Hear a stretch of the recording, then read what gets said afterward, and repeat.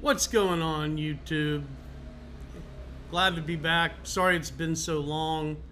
Um, just got high speed internet installed today, so happy to kind of be back online. And boy, it has been a wild ride. So, this kind of made me think of, what did I want to talk about today? I'll just kind of go over the basics of what's happened since we've been here, and then just talk a little bit about some things to think about if you're trying to escape a little early from for your retirement. But so I guess the biggest adventure was Lydia coming down here with our daughter and one of our grandsons and the dogs, and they did make it. I'm not even going to go into detail about some of it, but we already kind of discussed the bad guys at the Mexican border, which I'm sure a lot of you have seen more on the four Americans that were kidnapped, who were killed. They were in that same area, so not too far away from Matamoros. They were in Reynosa, so we're just very, very thankful that nothing happened there. But anyway, so they made their way down here. They had a coyote in the car. So everything went okay. There was a couple issues, and I'm not going to go into it. If I talk to you on the phone, feel free to ask me, and I'll give you kind of all the details, but it was really wild. Anyway, they made it here. Lydia is going to make the drive back in about a week, and we have a friend of the family that's going to drive her from Nicaragua through Honduras and Guatemala, and then we have another person lined up to take her from southern Mexico all the way to the Mexican border up north. And of course, they are going to try their very best to stay out of that one state. I can't remember the name of it, but it's the one where the Mexicans were kidnapped recently. It's right up on the border. It's the farthest state to the east. Sinaloa is over to the west, but they can cut through there. There is a state where they're not having problems. So it's kind of a little bit out of the way, but they can run right through the middle of that in the middle of the day and should be fine. And Lydia will have, a bodyguard kind of in the car. So she's going to run through there. And hopefully we'll be back in about 10 days. She's leaving on Monday, so I am in charge of hanging here with the dogs. I've got the easy job. It has been wild. So we started looking around for a house. We, talking to relatives here and watching a million videos on TV. Now, there aren't very many videos. If you go to YouTube and type in Matagalpa, there's a handful of videos, and that's about it. This is not a tourist spot. There's not a lot of Americans here, not a lot of expats here. There's almost no tourists here. I mean, this is a really nice city in the mountains. The weather is really, really nice, although we are right in the smack in the middle of summer. So it is a tiny bit on the warm side. We got here just in time for the hot weather, but 2 months from now, that'll be gone. But this is a very local, non-touristy place, and Lydia and I love that. We've already met a bunch of our neighbors. Now, we thought that we would spend, and these were just guesses of ours, like $400 or $500 a month for rent. And when we got here, we had the dogs in these. There's only one hotel that would allow dogs, and these were tiny little rooms with double beds. So at one point, we actually had 3 rooms. But still, we had, like when Lydia would run out and go to the store or something like that, I'd be in there with the dogs trying to pile me and 3 dogs like sardines into the bed to watch TV for a while they were gone. So the dogs couldn't wait to get out of the hotel. We couldn't wait to get out. So we finally found a little house. We got a call from a lady that I'd met on Facebook, and she said, I've got a house that I think kind of meets your needs. It's 5 minutes away from where I'm living, so this really nice lady named Sandy helped us find this place. Now, it was kind of what we were looking for, but kind of not. I mean, it is definitely, it's up in the mountains. It is in a what I would describe as a working middle class kind of Nicaraguan neighborhood, which is exactly what Lydia and I love. I mean, so one of the things people have to figure out when they're getting ready to retire, if they're going to move abroad, is do they really want to get involved in the culture and the traditions and see what it's like and learn about the people of that country? Or am I kind of looking more for like a USA light? I mean, do I want some place that's going to be much more similar to what I'm used to, and no, I really don't want to dive into the culture that deep? And that there's no right or wrong answer there. It's just kind of what you're comfortable with. So Lydia and I like we like being with and we're going to do this hopefully for every country that we go to, is we want to be in where the locals live. We want to eat where the locals eat, hang out in the little ma and pa restaurants. That's what we like. And so this house, it did check a lot of our boxes. And the funny thing is, it's $200 a month. Nobody here uses air conditioning, so there's no air here.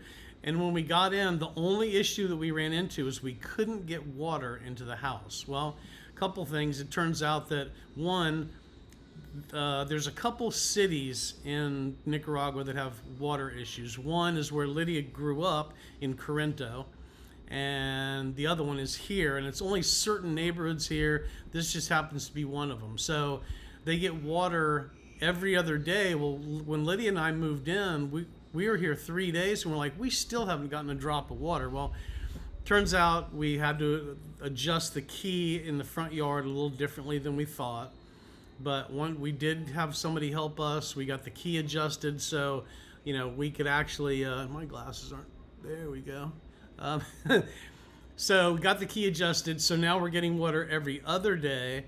And the landlady was really nice. She came by. She lives over on the Atlantic coast, actually, but she stopped by to meet us and was super, super nice. She goes, "I'll tell you what. If you guys will promise me that you'll stay here for a while, I'll even put a 250-gallon water tank in the backyard to make sure that you have water every day. And so it'll automatically fill on the days where there's water. So it'll run up, so there's 250 gallons in there. On the days where there's not water, you'll use, part of that 250 gallons. And then the next day when the water comes on, it fills it back up again." So they've already delivered all the material. We've got rebar. They have to build this really high thing because the tank is a big plastic tank that's got to sit up higher than the roof of, like as high as the roof of the house. So they brought in all this cement and tubes and rebar and all kinds of stuff. So they're going to build this kind of, it's like almost like a metal tower, and it'll have the big water tank in the back. I think people used to call them like a cistern. But so anyway, so water's good. We're going to have all of our water. We do have we have what's called a suicide shower.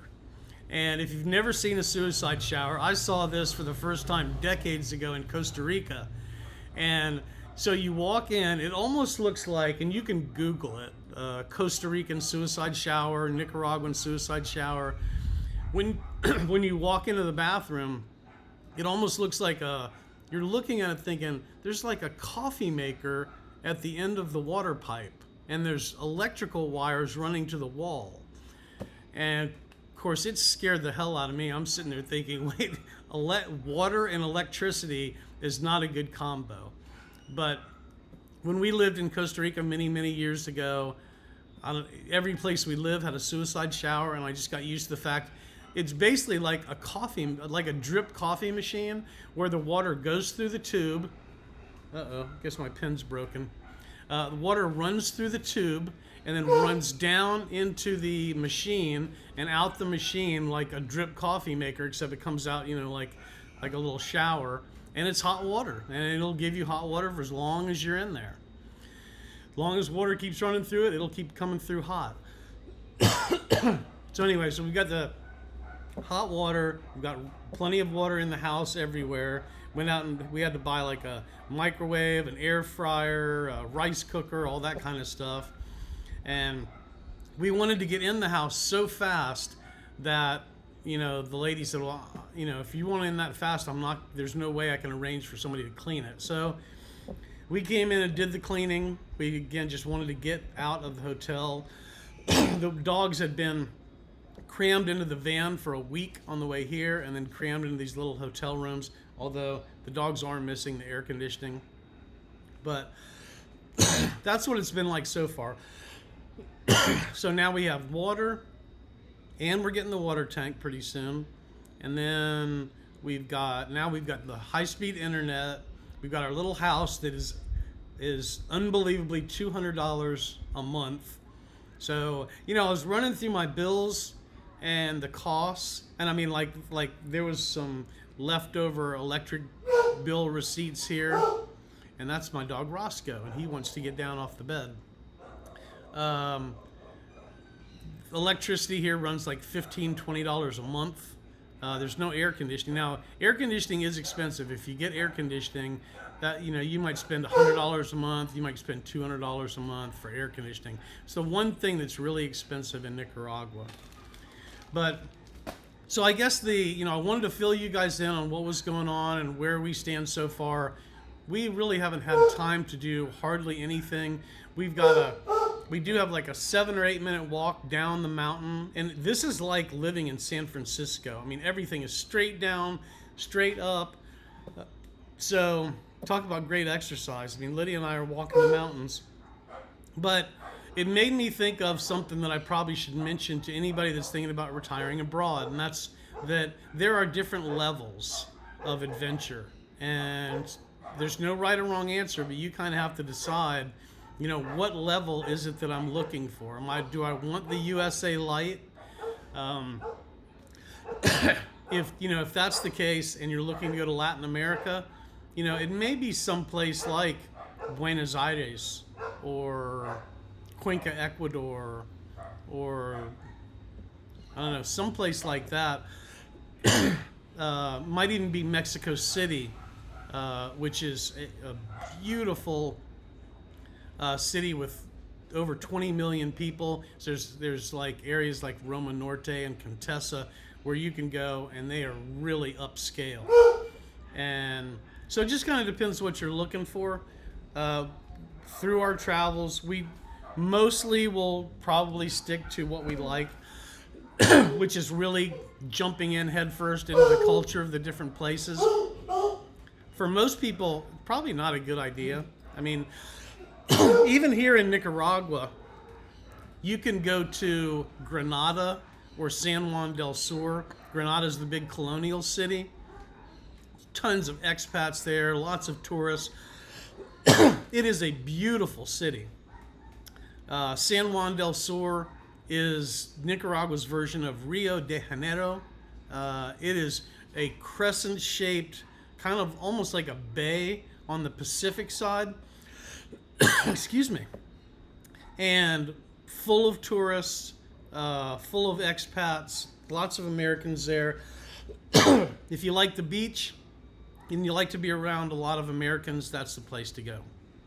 The disadvantages are, you're not going to be around a lot of Nicaraguan people. They'll be working in the stores and stuff like that, and in the bars and restaurants. But you can go to these places if that's what you're looking for, and go to like big houses, expensive houses. I mean, there are $1 million houses here. Gated communities where you can, pull in and have security guards. Now, we do have a security guard here too. You can kind of see also, just like in Costa Rica, metal portone kind of bars on the doors, on the windows. That's just how it always looks. My friend Chris and I were laughing because when we were reading all the tour books about Costa Rica before we went the very first time a million years ago, they always used to say, it's just part of the culture and they're decorative. Well, they're not really. I guess they are a little bit decorative, but mostly it's to keep people out of your house. Here, there's very, very little violent crime. But somebody there is, like, when you're around here, there's not a lot of in your face poverty, but like coming from the airport, you'll go through places where there is a lot of in your face, holy cow. And this is Costa Rica too. I mean, I remember every time I went to Costa Rica, it was like, wow. I mean, if you hadn't been for a while, it would kind of really, it was eye opening, the poverty. But around this neighborhood, you don't see much of that. But there are times when if there's an opportunity to grab something, somebody might grab something. But besides that, this neighborhood really is pretty quiet, and we've met some really, really nice neighbors.